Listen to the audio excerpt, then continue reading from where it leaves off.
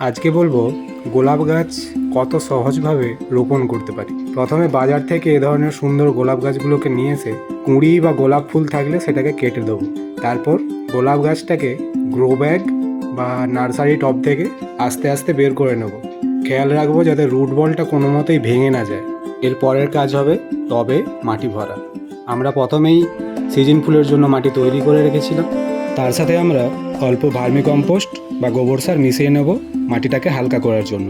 তারপর টবের নিচে নুড়ি বা খোলামকুচি দেব ড্রেনেজ হোলের জন্য।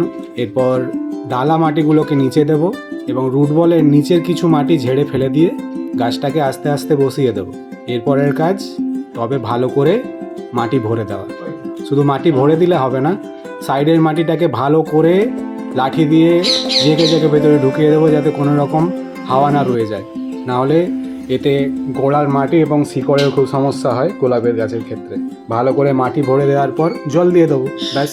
এভাবেই খুব সহজে আমরা টবে গোলাপ গাছ রোপণ করতে পারি। এরপর দেখা হবে পরের ভিডিওতে।